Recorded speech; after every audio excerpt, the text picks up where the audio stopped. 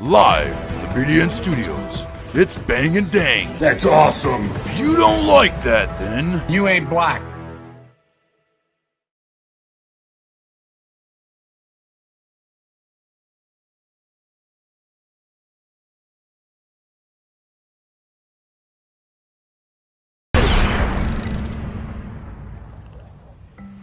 Back to Outlaws and Gunslingers, Bang and Dang here for part 2 of the infamous, mysterious, and crazy D.B. Cooper case. In part 1, we took a look at the actual crime, him jumping, and Is that a crime, him jumping from a plane?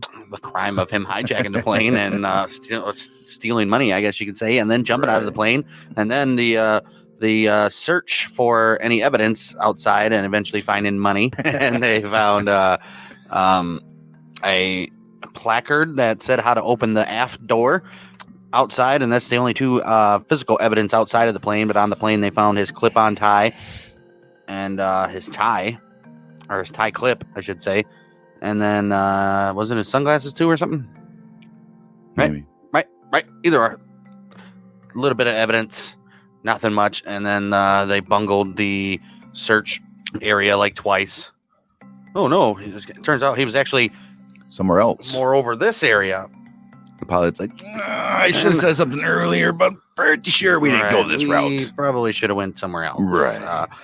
And the FBI has given up the case and gave all the information out to the public. So, Like, come on, guys, what you got? what you guys got? And we ended where between 71 and 2016, the FBI processed more than 1,000 serious suspects, including assorted publicity speakers and deathbed confessors.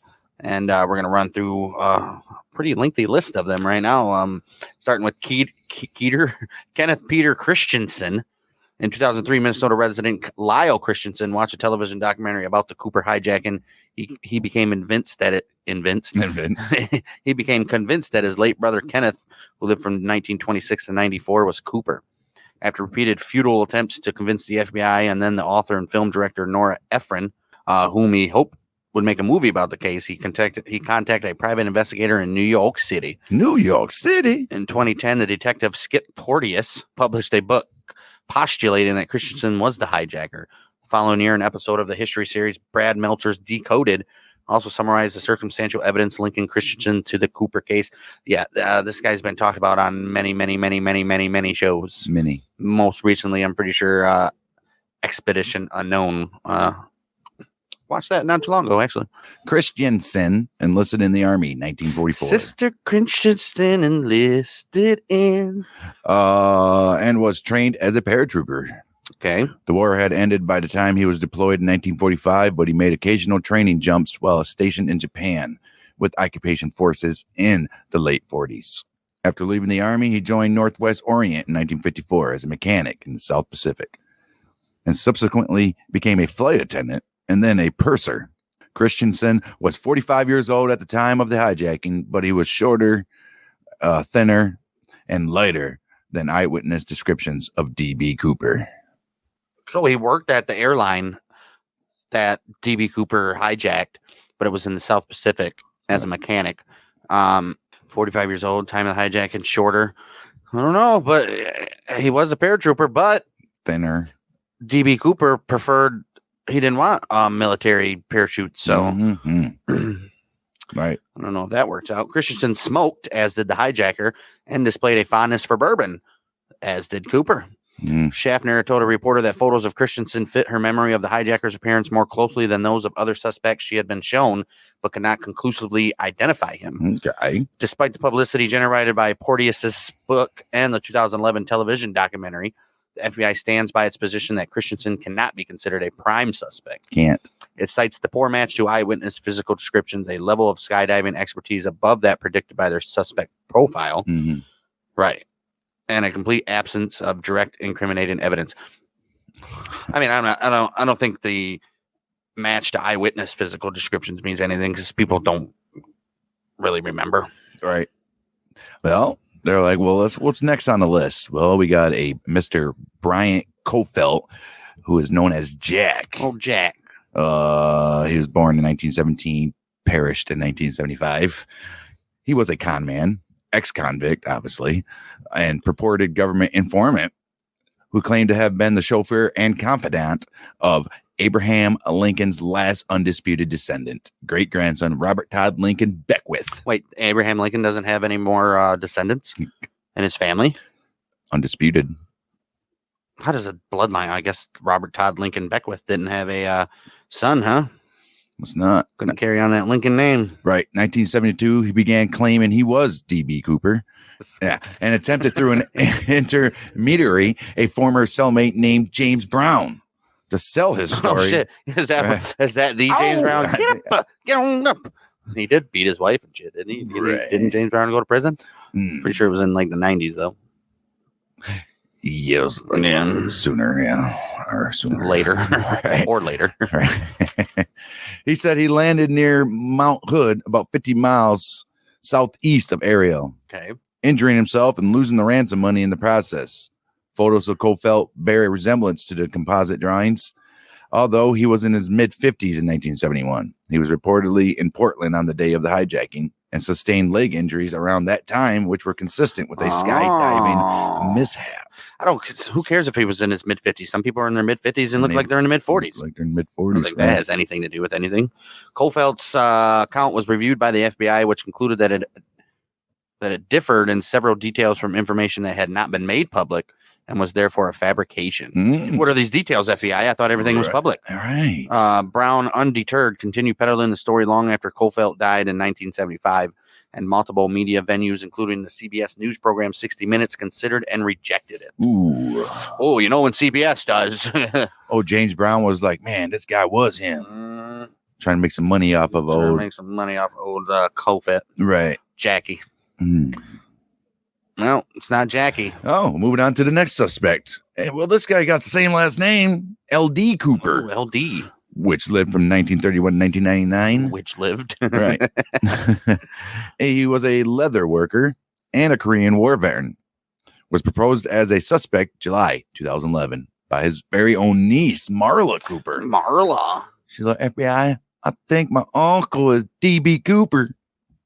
It was actually L.D. Cooper. Right. As an 8-year-old, she recalled Cooper and another uncle planning something very mischievous involving the use of expensive walkie-talkies at her grandmother's house in Sisters, Oregon, 150 miles southeast of Portland.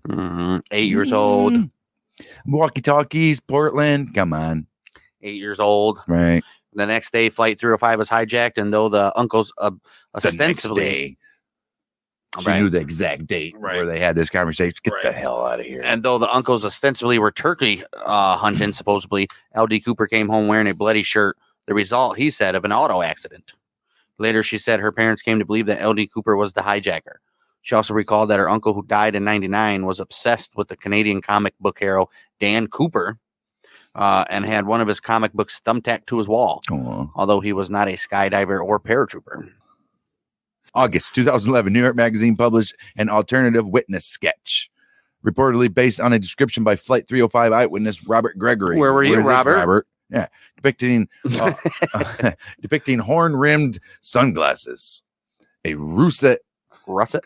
It's like russet potatoes? Russet potatoes. A russet-colored suit jacket with wide lapels. Lapels? And marshalled hair. What the hell? All right, this is 2011 there, Robert. Why don't you use words that are like current? Yeah. He had a dirty brown jacket on. With wide lapels. I guess we still use that word today. Lapels, man. Lapels. Lapels. The article notes that L.D. Cooper had wavy hair that looked marshalled. The FBI announced that no fingerprints had been found on a guitar strap made by L.D. Cooper. 1 week later, they added that his DNA did not match the partial DNA profile obtained from the hijacker's tie, but acknowledged that there's no certainty that the hijacker was the source of the organic material obtained from the tie.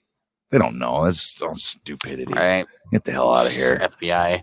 That brings us to Barbara Dayton, who lived from 1926 to 2002, was a recreational pilot and University of Washington librarian who was born Robert Dayton. Served in the U.S. Merchant Marine and then the Army during World War II. After discharge, he worked with explosives in the construction field and aspired to be a professional airline career, but could not obtain a commercial license to fly a said plane. So sorry, Barbara. Maybe that's, well, he said it didn't have a a grudge, so it can't be that. Mm-hmm. Can't obtain a commercial pilot's license, so that's not a grudge. All right. Well, Dayton underwent gender reassignment surgery. Of course he did in 1969 and changed his name to Barbara. They had that back then? I guess. He claimed to have staged the Cooper hijacking 2 years later, disguised as a man, in order to get back at the airline industry. Wait a minute. Yeah, there's no grudge. No, I'm trying to wrap my head around this. All right. Claimed to have staged a Cooper hijacking 2 years later, disguised as a man. You can't be disguised as a man if you're a man. Right. And to get back at the airline industry and FAA for not granting him his license when I just said that. the lady was like, "Is there a grudge?" He's like, "No grudge. No grudge. I don't have a grudge. No, not against you. It's just, what do you say? I don't have a grudge against this airline. I just have a grudge. Against the airline. So maybe, the grudge was against the industry and the FAA. Wasn't the airline itself. Right. Mm-hmm. Well, airline industry. Right. And the FAA. So we lied then. They lied. If it is this Robert Dayton or whatever the hell his name is. Right. He was like, they think they did this because the insurmountable rules and conditions have prevented him from becoming an airline pilot. So they're like, I can see this guy being a little mad. Dayton said like, forgive me that the rules and conditions to become a airline pilot are a little too tough for you to get. Sorry. Right. You want me to relax the rules so you can fly? No, can't do it, bud. Dayton said, I mean, he did have gender reassignment surgery already, so he's one of the woke ones, right? And want everything handed to him, just like today. So exactly, 1969 as well too. That was the movement of the douchebags. Dayton said that the ransom money was hidden in a cistern near Woodburn. Hidden in a cistern, a suburban area south of Portland. So he put it in a cistern near Woodburn. It would burn in a cistern. Right. But eventually recanted the entire story. He's like, you remember that story I told you about me being DB Cooper? It ain't true.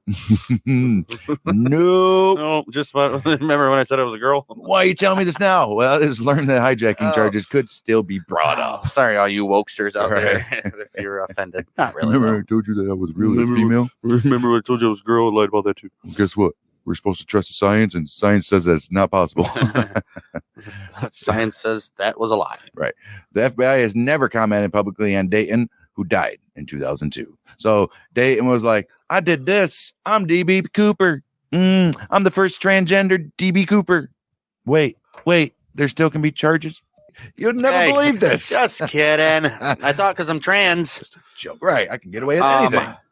Sooner or later. Well, it wasn't Barbara/Robert. Oh. William Pratt Gossett, who lived from 1930 to 2003, was a Marine Corps, Army, and Army Air Force veteran who saw action in Korea and Vietnam. Ooh. His military experience included jump training and wilderness survival. Oh, nice. Okay, Gossett was known to be obsessed with the Cooper hijacking. All right. Why would you be obsessed about your own hijacking when you know every detail? Right. I mean, I guess some people are obsessed. And he's going to be obsessed with it because he was in the Air Force. Like some criminals and killers, though, are obsessed with the news coverage they get of themselves and like that stuff. So, I mean, I could see that. According to Galen Cook, who was a lawyer that collected information related to Gossett for years, Gossett once showed his sons a key to a Vancouver, British Columbia safety deposit box, which he claimed contained the long missing ransom money. The FBI has no direct evidence in place. Wouldn't they know that? Wouldn't they have known about the safety? They could have went into the safety deposit box easily. Like, we're here for William Gossett's safety deposit box. Can you open it for us, please? Right. The FBI has no direct evidence implicating Gossett and cannot even reliably place him in the Pacific Northwest at the time of the hijacking. There's not one link to the DB Cooper case, says Special Agent Carr, other than the statements he made to someone. You know what? I'm not one for charging like storytellers and all this stuff, but when it's stuff like this and you got all these idiots coming up and you're wasting our tax dollars on all these people and they're lying, they should get charged with something. You know what I mean? They should have to pay back the time that the agents put in on their stupidity because we're paying for that shit. Man, you can sit there and tell everybody in the whole world that you did it. But once the FBI comes and knocking, you say, nope, I don't know what you're talking about. It's not me. I lied. What did you just say? Huh? Start charging people for making up stories. They do. Isn't that false? That's filing a false report. Oh, They're not reporting themselves, though. They're just saying it. It's a story. You can't charge somebody for lying. Right. But you can charge somebody for, well, I don't know. They don't even charge people for falsely accusing people of rape. So the only way they can charge him if it's a sworn statement that he wrote down inside the FBI thing. Which I'm sure all these statements they're getting from people that have already been dead. Right. So it's true. Besides the Barbara chick or guy or whatever the hell, and he was immediately like, "Yeah, I'm just kidding." Right. Trying to get some fame and fortune on that shit. Moving on the list, we go to John Email. Speaking of a list, right. Speaking of list, John Email List, 1925 and 2008, was an accountant in World War II and Korean War veteran who murdered his wife. Jeez. Oh no, his 3 teenage children. Oh geez, and 85-year-old mother. Oh my. In Westfield, New Jersey. I don't think that's DB Cooper. 15 days before the Cooper hijacking, withdrew $200,000 from his mother's bank account and disappeared. So why the hell would he need another $200,000? He already had $1 million sitting right there. Right. His mom was freaking stacked, huh? Stacked. And she had money in the bank. Get it? He came to attention of the Cooper task force due to the time of his disappearance. Multiple matches to the hijacker's description and the reasoning that a fugitive accused of mass murder has nothing to lose. After his capture in 1989, List admitted to murdering his family but denied any involvement in the Cooper hijacking. If you admit to murdering a family, that's the worst crime in the whole damn world. Why would you not? I don't think the Cooper stuff's going to matter at this point. Right. He's going to be like, hell yeah, I took that damn money. Jumped off that plane like a pro. Although his name continues to appear in Cooper articles and documentaries, no substantial evidence implicates him, and the FBI no longer considers him as suspect. Okay, that was a worthless suspect there. Theodore Ernest Mayfield, 1935 to 2015, was a Special Forces veteran, pilot, competitive skydiver. Okay, now we're getting somewhere. And skydiving instructor who served time in 1994 for negligent homicide after 2 of his students died when their parachutes failed to open. How's that? So they sued that guy for the parachutes not working.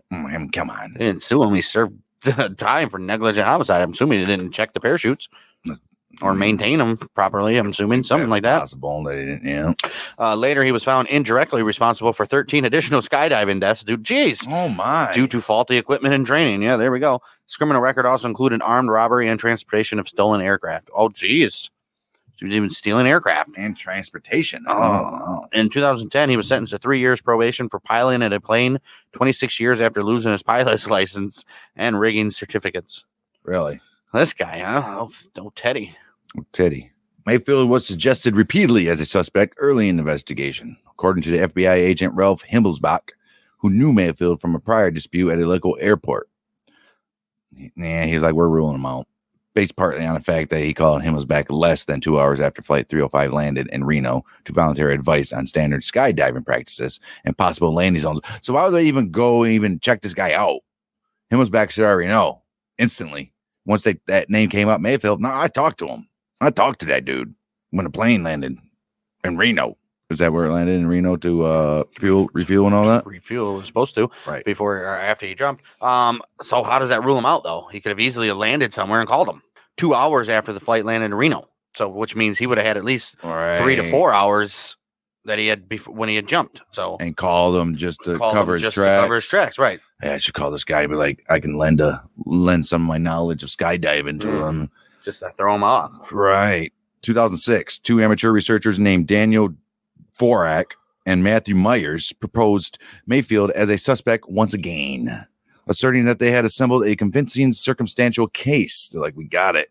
They suggested that Mayfield called Himmelsbach not to offer advice, but to establish an alibi. Hey, there we go. And they challenged Himmelsbach's conclusion that Mayfield could not possibly had found a phone in time to call the FBI less than 4 hours after jumping into the wilderness at night. Well, I don't know if he jumped. All depends on how big that wilderness was. Wait, they don't make any sense here. Yeah. They suggest that Mayfield called him not to offer advice, but establish an alibi. And then they challenge Himmelsbach's conclusion that he could not possibly have found a phone. That's what I'm saying. That's what I just said. Jumped in the wilderness. How you're not going to get out of the wilderness? 4 hours? Of course you could. You know how big is a wilderness? Who knows if he had outside help? Yeah, it's completely possible that he could have ran out of the wilderness in 4 hours. So to a phone though? Yeah, why not? Phones weren't just on the side of were they inside of roads in the middle of nowhere back then? Who says he was in the middle of nowhere? Well, if you're in a wilderness, once you come out, you're going to be in the middle of nowhere for a little while. Who says that? Tell me it's not. He didn't have he knew. Obviously, we already established that he knew the terrain and where he was above by the sky, so he would have immediately known where the nearest town was. Could have ran that way, right? Or else, who knows? He could have directed his parachute as far into the wilderness. I mean, you could float on a parachute, so maybe he floated near a town or something. Well, all depends on that wooded area they're at, though. It could be miles over there in Oregon and all that, dude. They're miles. I mean, I guess, but it's plausible. There's no evidence strictly saying he couldn't do it. Either or, I don't know. Did he make it to a payphone in time? Who knows? Mayfield denied any involvement. Oh, he denies involvement. Oh my! And repeated a previous assertion that FBI called him 5 times while the hijacking was still in progress to ask about parachutes, local skydivers, and skydiving techniques. Himmelsbach said the FBI never called Mayfield, by the way. Mayfield further charged that Doverick and Myers asked him to play along with your claim and we'll make a lot of money. Hey, but Doverick and Myers called any inference of collusion a blatant lie. The FBI offered no comment beyond Himmelsbach's original statement that Mayfield, who died in 2015, was ruled out as a suspect early on. Sickening how stupid this FBI is. Yeah, I mean, well, maybe the other guys were just out for money and they knew. Which brings us to who now? Richard McCoy Jr. It kind of looks like the picture, somewhat. Richard McCoy Jr. I mean, Richard McCoy Jr. Maybe he got the shorter eyes together and all that. Anyway, he lived I don't know. His face is a little longer than the right sketch. He lived on Earth for a short period of time. He did. 1942 to 1974. Tragically, 32-year-old was an Army veteran who served 2 tours of duty in Vietnam. First as a demolition expert, and later with the Green Beret. As a helicopter pilot. Okay. After his military service, he became a warrant officer in Utah National Guard and an avid recreational skydiver with aspirations, he said, of becoming a Utah State Trooper. Oh, I mean, come on. You can't be aspirations of becoming a trooper and want to rob somebody, can you? Well, on April 7th, 1972, he staged the best known of the so-called copycat. So he's a copycat hijacker. Copycat hijackings. He boarded United Airlines Flight 855. Which was a Boeing 27 with F stairs, just like the other one, in Denver, and brandishing what later proved to be a paperweight resembling a hand grenade and an unloaded handgun. He demanded 4 parachutes and $500,000. After delivery of the money and parachutes at San Francisco International Airport, McCoy ordered the aircraft back into the sky and bailed out over Provo, Utah, leaving behind his handwritten hijacking instructions and his fingerprints on a magazine he had been reading. Wow. So he made it. Well, he was arrested on the 9th of April with the ransom cash in his possession. After trial and conviction received. Wow. Judge made a example. Yep, that's the word. Example out of this guy. 45 years. 45.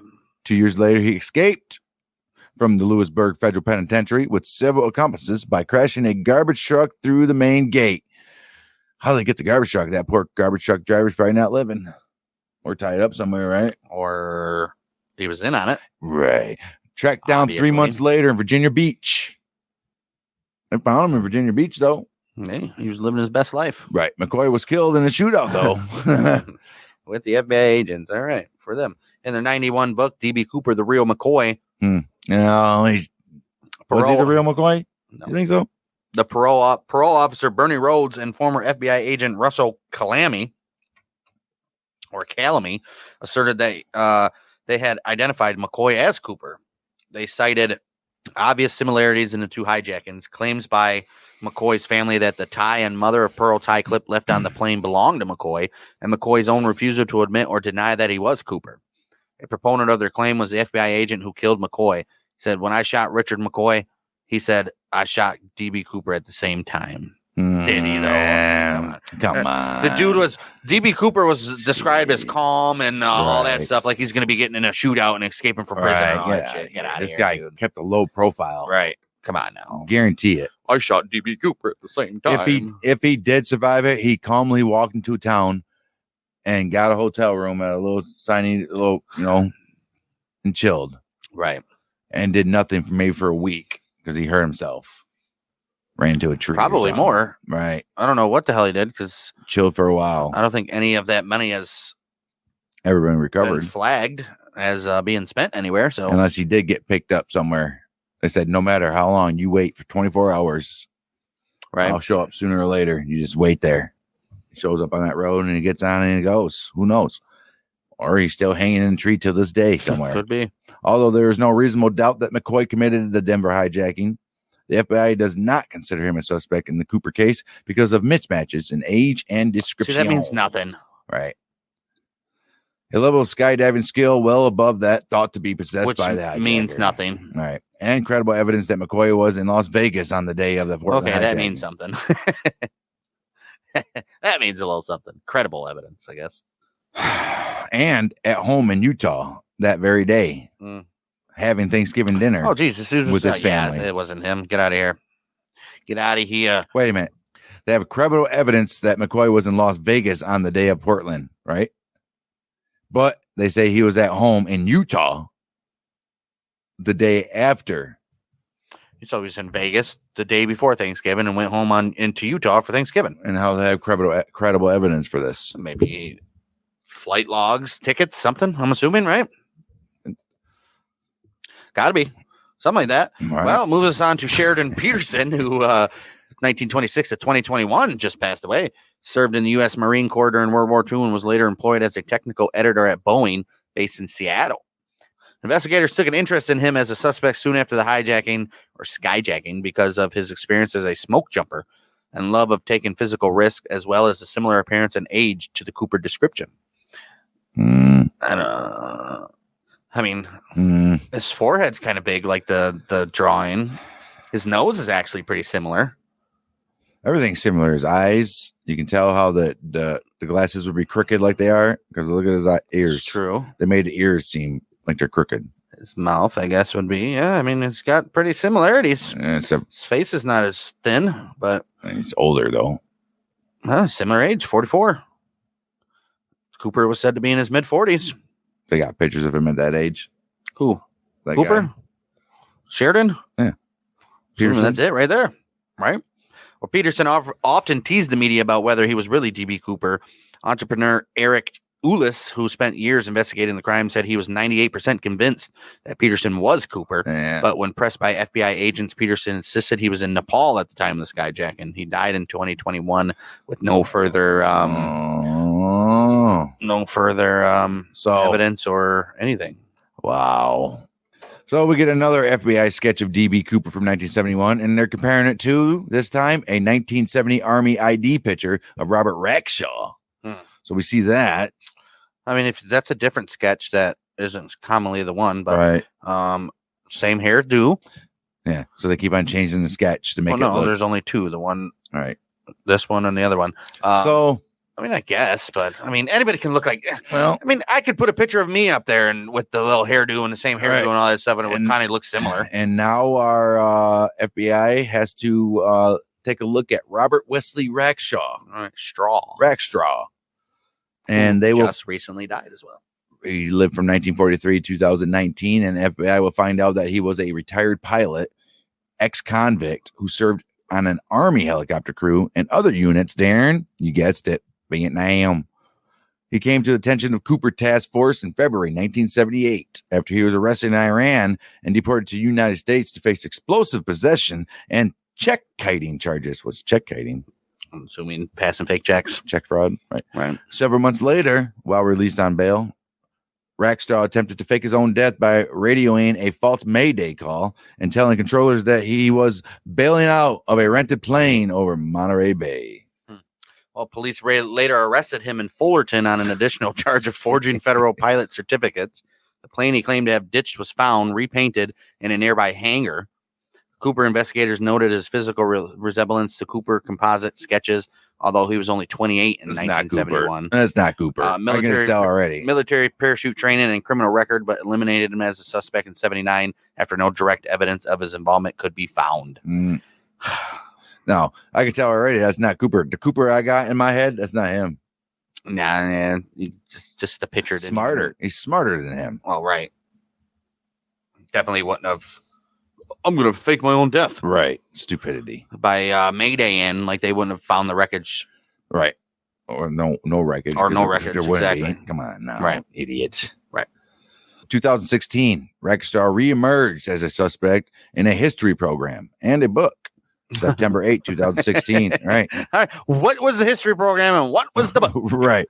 September 8, 2016. Thomas Colbert, the author of the book. Bet you the history program was. Oh, no. They'll probably tell us. Anyway, 2016, Rackstar reemerged. We said that. History program and a book. September History Channel program, by the way. Right. September 8th, 2016, Thomas J. Colbert, the author of the very book, and attorney Mark Zaid filed a lawsuit to compel the FBI to release its Cooper case file under the Freedom of Information Act. Mm-hmm. The suit alleges that the FBI suspended active investigation of the Cooper case in order to undermine the theory that Rackstraw is D.B. Cooper, so as to prevent embarrassment to the Bureau's failure to develop evidence sufficient to prosecute him for the crime. I mean, that's not. We all know the Federal Bureau of That's not far off of what the FBI would do, to be honest with you. So the FBI that we all came in the know from 1880 to now. There was no FBI in 1880. Well, same thing. From Prohibition till now, Yeah, yes, we so Prohibition to now. we know how they handle things. Yep. Especially Herbert was still not Herbert. J. Edgar was still in charge at that time. So The FBI does not have a very good track record right now. So in 2017, Colbert and a group of volunteer investigators uncovered what they believed to be a decades-old parachute strap at an undisclosed location in the Pacific Northwest. Undisclosed. This was followed later in 2017 with a piece of foam suspected of being part of Cooper's parachute. Why is it undisclosed? Right. I mean, come on. That tells you everything you need to know right there. Get the hell In out January of here. 2018, Tom and Donna Colbert reported that they had obtained a confession letter originally written in December of 1971 containing codes that matched 3 units Rackstraw was a part of while in the Army. They charged that the FBI refused to acknowledge the findings because it would have to admit that amateur sleuths had cracked a case that the Bureau couldn't. I mean, I do believe that. Maybe. I do believe that, dude. The FBI would do some shit like that. Tell me they wouldn't. Yeah, but they wouldn't. They'll try to way to figure out to spin it where they can be the solve that case. Do they want if to they were solve smart, that they case? would have been like, "Oh, look at the evidence we just found." Right. That's what I'm saying. If it was actually a case, they would have been like, "Yeah, But they couldn't find that because clearly these guys had it in their possession. So it's not like that. Look at the evidence we found. If they're the only ones that have the FBI, they would have murdered them for this case to be. It's true. Come on. I don't know. Maybe they're too public. One of the Flight 305 flight attendants reportedly did not find any similarities between photos of Rackstraw in the 1970s. And We don't care about one of them. We care about Muckrow and Schaefer. And I would believe flight attendants if we get more than just one. And what was one of them? I like no. Did Muckrow or Schaefer? They said one. I don't like that. Or I mean, when they say one, that means a flight attendant that was working that day. I don't give a shit. Maybe not on that plane. There's only 2 that we know that spoke to him directly and had any contact with him. Did those 2 recognize him and did they picture him? Well, we don't say. That's what I want to know. It just says one. Well, it was the one that was all the way back. Clearly, it wasn't Schaffer, and clearly, it wasn't Muckrow. No, it was the one back in coach. Right. And if they did see him, it was on the way of leaving the plane. From the back of the plane or something. Right. Some guy with sunglasses on. So how are we supposed to believe her? Anyways? Right. Get the hell out of here. And to her recollection, that looked like Cooper.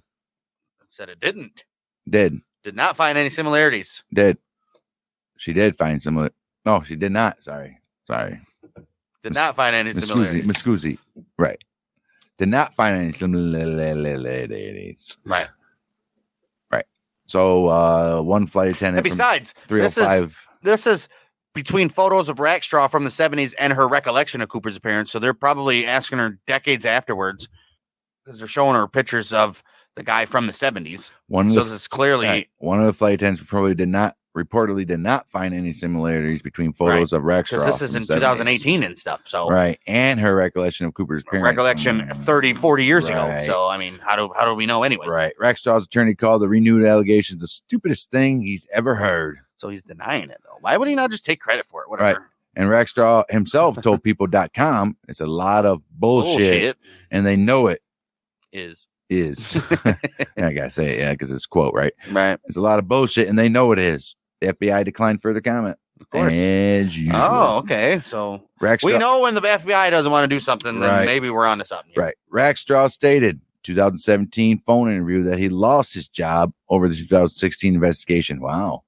I told everybody I was the hijacker. He said, I told, hey, it's me, guys. I'm DB Cooper. Rackstraw told Colbert before explaining that the mission was a stunt. He died tragically in 2019. Maybe it was him and the FBI killed him. Right, dude. Like, what is going on?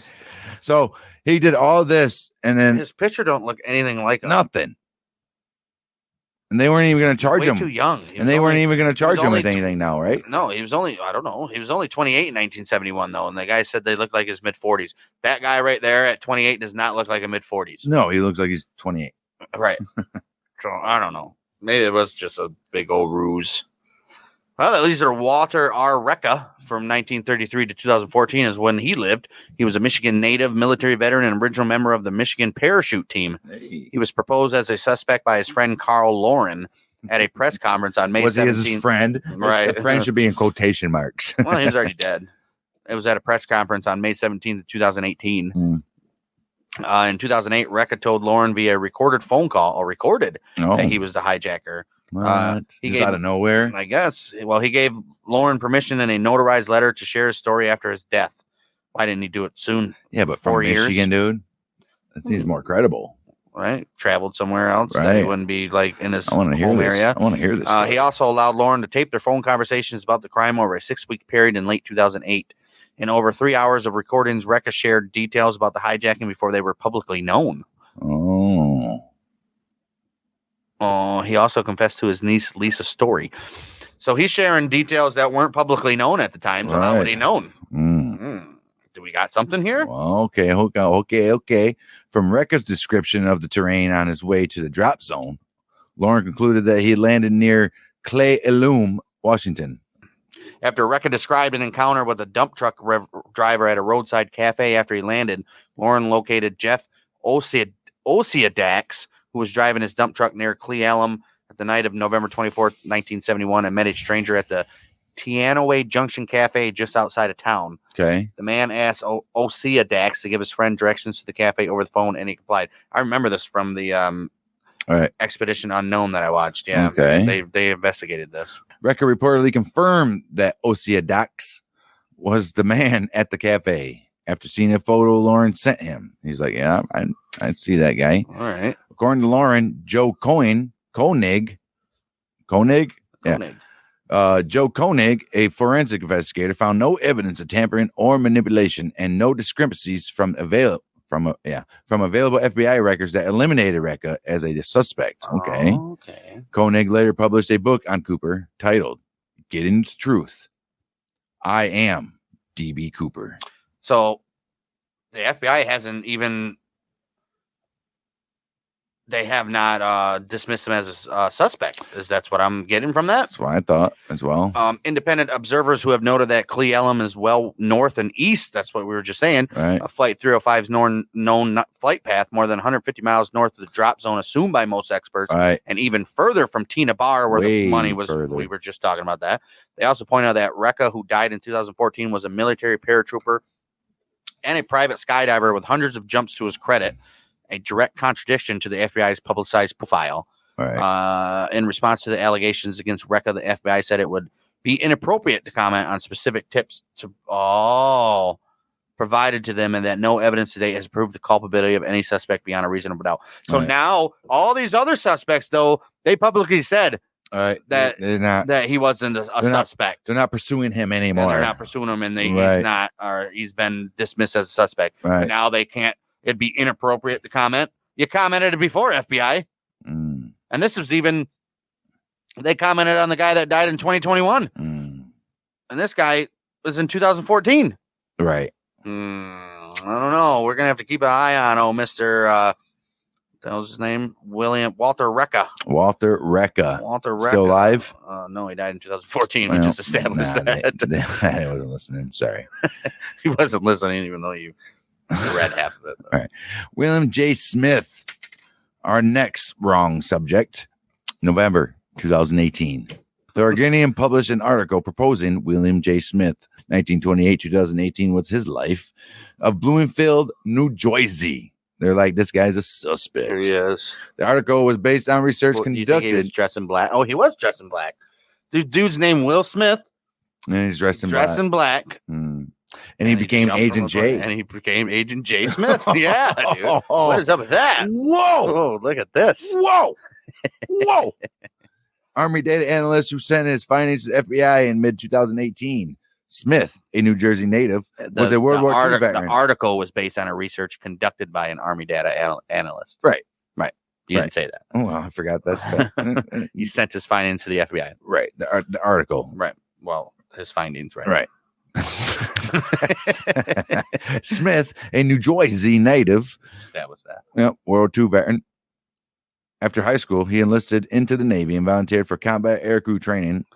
After his discharge, he worked for the Lehigh Valley Railroad. He's like, I'm going to screw the air. I'm going to go with where the train tracks are set.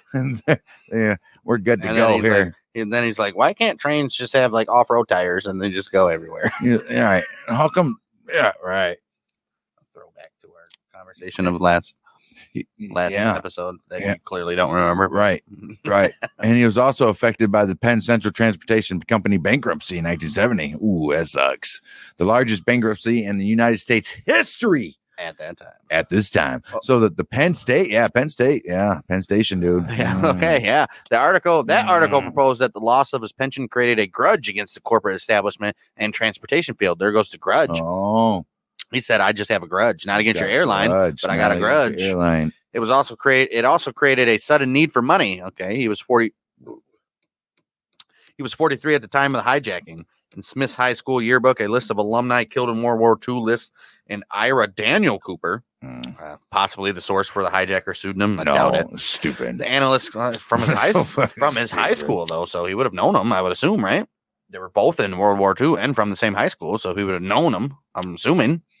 The analyst claimed that Smith's naval aviation experience would have given him knowledge of planes and parachutes, and his railroad experience would have helped him find railroad tracks and hop on a train to escape the area after landing. But how would he know that a train was coming? He said his name was Dan Cooper. So I'm saying that's what they're trying to get at right there. Right. Dan Cooper. According to the analyst, aluminum spiral chips found on the clip-on tie could have come from a locomotive maintenance facility.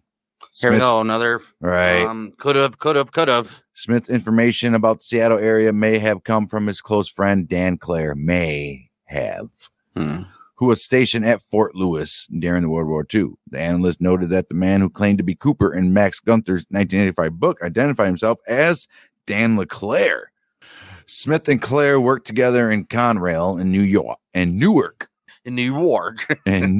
New Jersey, at Oak Island Yard. Everybody from Newark, man. Everybody from Newark knows about Oak Island Yard, right? I would hope so. Smith retired from that facility as a yard master. Oh, he was a master of the yard. The article noted that a picture of Smith on the Lehigh Valley Railroad website showed a remarkable resemblance to Cooper's FBI sketches. The FBI said that it would be inappropriate to comment on tips related to Smith. Which means they were actively looking at him. They never ruled. Right. So far, they have not ruled out William J. Smith or Walter Recca. But then isn't this case, and it hasn't always been, even till now, open to the public? Well, now it is, yeah. But when what's then now? No. I think it just happened in like 2018 or something when they opened it to the public. Oh, it was 95. He died in 2018. I think we had information before that. I don't know. They're saying it's inappropriate to comment on tips related to Smith, and they wouldn't. It was inappropriate to comment on Recca too. So there's all the ones we've read so far, they ruled out officially. Right. The last two they haven't. So. Dwayne L. Weber, our last in a long list of suspects, 1924 to 1995, was a World War II veteran. See, these World War II guys are the ones I'm leaning on. The Vietnam War, I don't know. Yeah. He was a World War II Army veteran who served time in at least 6 prisons from 1945 to 68 for burglary and forgery. He was proposed as a suspect by his widow, based primarily on a deathbed confession. He said 3 days before he died in 1995, Weber told his wife, Joe, "I am Dan Cooper." The name meant nothing to her, she said, but months later, a friend told her of its significance in the hijacking. She went to her local library to research D.B. Cooper, found Max Gunther's book, and discovered notations in the margins in her husband's handwriting. Like the hijacker, Weber drank bourbon and chain smoked. Other circumstantial evidence included a 1979 trip to Seattle and the Columbia River. But it took place in 1971, so what does the 1979 trip to Seattle and the Columbia River have? Unless he went there to try to find the money. Because he lost it. Right. The money that was lost. I don't know if he went 8 years later. Right. I don't know.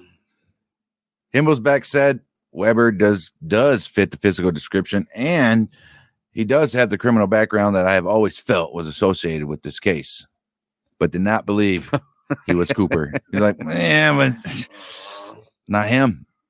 So you know what we're going to do? He is eliminated. He is eliminated as an active suspect as of July 1998, when his fingerprints did not match any of those processed in a hijacked plane. Okay. And no other direct evidence could be found to implicate him. Later on, his DNA also failed to match the samples recovered from Cooper's tie. Well, it ain't Weber. And so far, like I said, the only two that they've not. Why would a guy lie on his deathbed, though? He could have been Dan Cooper. He said he was Dan Cooper. He just said he was Dan Cooper. He didn't say he was D.B. Cooper. Right. Right. No, Dan Cooper's out there. Right. And he was living a double life. Maybe he just said maybe his name was Dan Cooper, and he was lying about his identity, but not that DB Cooper, Right. He was just, right. You just happened to catch all the people that are lying about themselves. Jeez.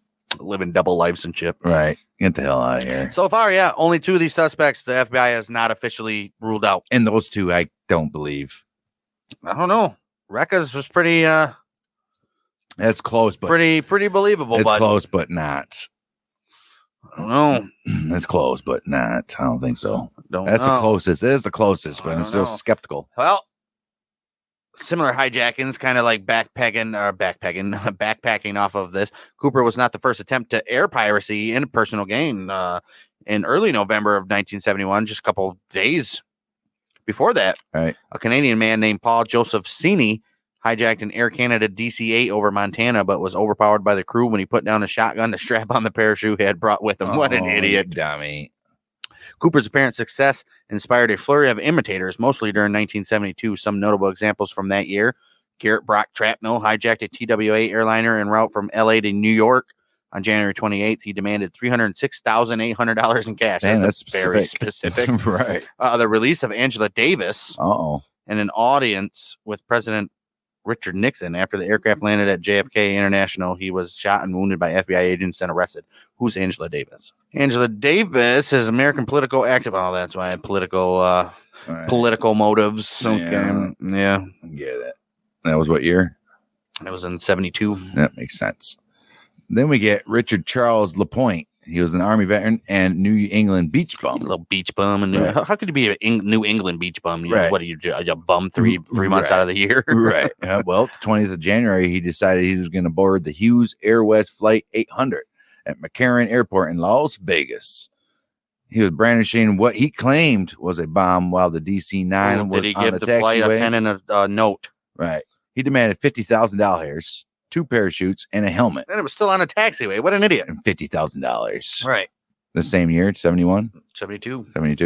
After releasing the 5-1, after releasing the 51 passengers and 2 flight attendants, he ordered the plane on an eastward trajectory toward Denver. He said, I want to go to Denver. And he bailed out over the treeless plains of northeastern Colorado. That would be the way to do it. All right. Authorities tracking the locator-equipped parachute, Idiot, and his footprints in the snow and mud. Jeez. Well, apprehended him a few hours later. What an idiot. Then it leads us to another McCoy named Richard Dick McCoy, former Army Green Beret, hijacked a United Airlines 727-100 on April 7th of 72 after it left in Denver. What is up with Denver? Right. Diverted it to San Francisco, then bailed out over Utah with $500,000 in ransom money. Wow. He landed safely, but was arrested 2 days later. Oh, you idiot. You could have got away. Could have got away, but he stayed in the area. $500,000. That's over $1 million then. That's close to Like 2 point something million. Right. Yeah. Wow. Because the 200,000 was 1.3 million in 71. Yeah, this stupid idiot. What an idiot. Stupid. Idiot. Stupid Richard McCoy Jr. I hope all your families failed from all till now. Stupid dick. I hope they're all failures. Frederick Hahnemann used a handgun to hijack. How did people get handguns on a plane? Impossible. To hijack an Eastern Airlines 727 in Allentown, Pennsylvania on May 7th of 72, demanded $303,000. What is up with that? And eventually parachuted into Honduras. Jeez. What? So this was already going to Honduras, his country of birth. Oh, a month later, the FBI in pursuit. With the FBI in pursuit and a $25,000 bounty on his head, he surrendered at the American Embassy in Tegucigalpa. Yeah, he thought he was going to be. That's his problem. He thought he was going to be great in Honduras. What he should have done was went to another country. Right. If he wanted to go to Honduras, he should have went somewhere else and then went to Honduras. Idiots. Right. So we're moving on to the next suspect, or not suspect. No the more. next, These guys are copycatters. Right. Martin McNally. He's an unemployed service station attendant. He used a submachine gun on the 23rd of June to commandeer an American Airlines 727 en route from St. Louis to Tulsa. And he was like, no, we're diverting this plane. Guess where we're going? Eastbound and down. We're going to Indiana, said nobody. Indiana. Yep, that's what Martin McNally said. We're going to Indiana, buddy. Well, from St. Louis to Tulsa and then diverted it to Indiana. Right. He was like, guess what? Divert this plane. Doesn't you know that fuel exists? Like you can't just divert it wherever you want. Well, he was like, I'm going to bail out here with my $500,000. $500,000. So he bailed out. Well, McNally lost the ransom money as he exited the aircraft, but landed safely near Peru, Indiana, and was apprehended a few days later in Detroit. Jeez, this dude was just everywhere, wasn't he? What an idiot. Well, 15 hijackings similar to Cooper's, all unsuccessful, were attempted in 1972. Wow. With the advent of universal luggage searches. Dang, he set off a freaking a TikTok trend. What do they call it? A trend? A TikTok challenge, right? He set off. Yeah. It's the TikTok hijack challenge, baby. Right. But with the advent of universal luggage searches in 1973, it took a whole 2 years. Right. To be like, hey, we should probably search these people's luggage. Right. The general incidence of hijackings dropped dramatically. Well, no shit. Right. There were no further notable Cooper imitators until July 11th of 1980, when Glenn K. Tripp seized Northwest Flight 608 at Seattle Tacoma. Oh, right in the same area, demanding $600,000 or 100,000 by an independent account. That's a hell of a discrepancy there. Right. 2 parachutes and the assassination of his boss. Damn. Whoa. No, don't worry that I want. Wait a minute. Hey, $600,000 is cool and all, but I mean, like, I can give you 2 parachutes. If you want 10 parachutes, I'll give you 10 parachutes. But like, dude, we're not going to assassinate your boss. Holy shit. I want to see it. The murder of my boss right on the tarmac. Right on the tarmac. So actually, I want you to throw him into the jet engine. Is what I want you to do. Oh my god! Oh my! Hey, quick thinking. Who is this guy? This is Glenn K. Tripp. He was on a trip that you ain't day. getting. A quick thinking flight attendant secretly drugged Tripp's alcoholic beverage with Valium. Ooh! After a 10-hour standoff, during which Tripp reduced his demands to 3 cheeseburgers and a ground vehicle in which to escape. This dude was high on volume, and he's like, "Dude, I'm fucking hungry, dude." He's like, "What did I tell him earlier, dude? You want to kill your boss?" He's like, "Wait a minute, like, I'm just freaking hungry, dude. I need 3 cheeseburgers and a car to escape. Okay? I just want some cheeseburgers and a car to get out of here and go to another restaurant. Sure, they want to know how many. 3. 3. Jeez. He was later apprehended. Tripp would later attempt to hijack the same Northwest flight on January 21st of 83, and this time demanded to be flown to Afghanistan. Jeez.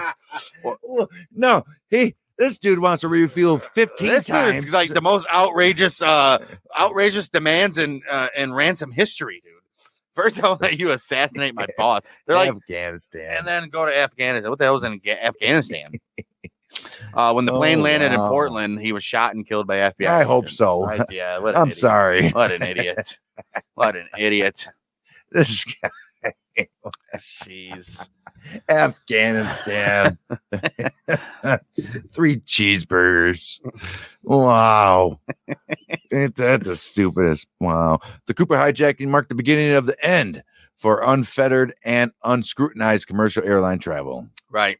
Well, thank you, Cooper. All right. You're the reason why TSI exists, or TSA, or whatever the hell they're called, Right. exists now. Despite the initiation of the federal Sky Marshal program the previous year, 31 hijackings were committed in the United States airspace in 1972. 70s were crazy for hijacking. 19 of them were the specific purpose of extorting money, and most of the rest were attempts to reach Cuba. Mm. In 15 of the extortion cases, the hijackers also demanded parachutes. Okay. Obviously, I would expect them all to order parachutes. Right. Well, there was Unless they had them 15 out of the 19 did. Unless So the 4 had them themselves, right? I mean, early 1973, the FAA began requiring airlines to search all passengers and their bags amid multiple lawsuits charging that such searches violated the Fourth Amendment. Right. Forfeit and seizures. Search and seizures, search right? and seizures, baby. Federal courts ruled that they were acceptable when applied universally. Right. So they're doing it to everybody, so it Right. can't be discrimination or anything Right. like that. So, right. You know what? If you're in the airport, I'm not going to check your luggage or anything. But once you cross that little line right there that you're going to get on my plane, guess what, bud? Checking your luggage. Yeah. They're like, fair. Fair. All right. That's fair. Amid multiple lawsuits charging that such searches violated the Fourth Amendment against search and seizure, Right. federal courts ruled that they were Right. acceptable when applied weapon universally. right, and then And when limited to searches for weapons and explosives. right. Right. Only 2 hijackings were attempted in 1973, both by psychiatric patients. One hijacker was named Samuel Beek. Was it Beck or Beek? Beck. I think it's Bick. Bike. Or Bick. Yeah. I think it's Bike or Bick. I think it's Bick, B-Y-C-K, intended to crash the airliner into the White House. And he's like, I want to kill President Nixon. What's your plan? To kill President Nixon? President Nixon. Well, due to multiple copycat hijackings. Jacksons.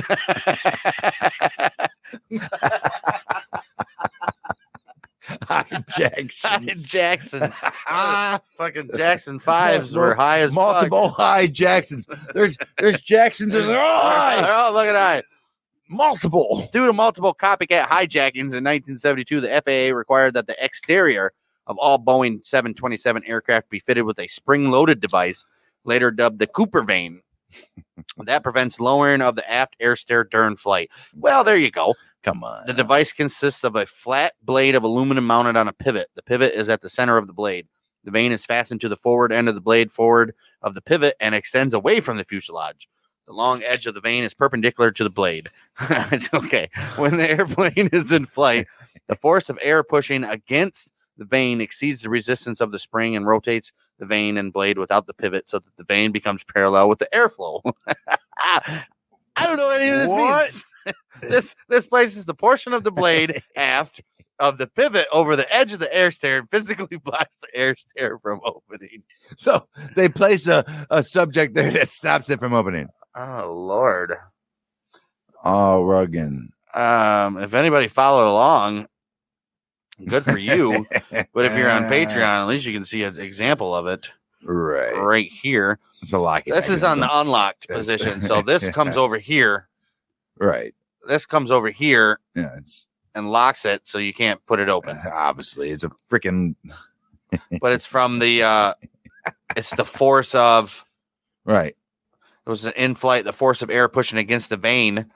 So when you're flighting, this is forcing it here. All right. And then it prevents it from opening. Right. So. It's not happening. Right. They didn't have to do that. They just said they put a metal bar over it. Right. I mean, geez, dude. When the airplane is on the ground and the force of the spring is greater than airflow against the vane, the spring rotates the vane perpendicular to the airflow. We're still on the mechanics of the damn Cooper vane. And then it pivots the blade away from the edge of the air stay. This allows normal operation of the air stair on the ground. Operation of the vane is automatic and cannot be overridden from within aircraft. Right. As a direct result of the hijacking, the installation of peepholes was mandated in all cockpit bathrooms. This enabled the cockpit crew to observe passengers without opening the cockpit door. On April 23rd, 2013, Earl J. Cossey, the owner of the skydiving school that furnished the 4 parachutes that were given to Cooper, was found dead in his home in Woodinville, which is a suburb of Seattle. His death was ruled a homicide due to blunt force trauma to the head. The perpetrator remains unknown. Some commenters allege possible links to the Cooper case, but authorities respond that they have no reason to believe that any such link exists. I doubt DB Cooper was going to go to the skydiving place that gave him his parachutes and kill him. Woodinville officials later announced that burglary was most likely the motive. Ain't that ironic, though? Right. Just dies off of murder. That's crazy. Yeah. Given all that we said in this episode, I think there's 2 suspects that are plausible. Maybe 1, not 2. I go Walter 1. Recca, maybe the Recca. Michigan guy, right? or the recorded phone call, and he knew stuff of the story that weren't publicly known yet. Right. And the FBI said it's irresponsible, inappropriate to comment on specific tips to him. Right. And then Will Smith as well. Right. Which the FBI said the same thing. Agent J. And Dan Clear. I mean, we got a couple things. All the rest of them I think are bullshit. Just people looking for notoriety and just dumb shit, just to try to get their names out there and a lot of them were like authors and paper guys trying to like backing them up, trying to get their names out there to be popular and shit. Right. I don't believe any of them. No, it was garbage. But Recca and William J. Smith, I don't know. Maybe just Recca. I delete Smith. Yeah. But Recca's for sure. But I don't know if it's him though.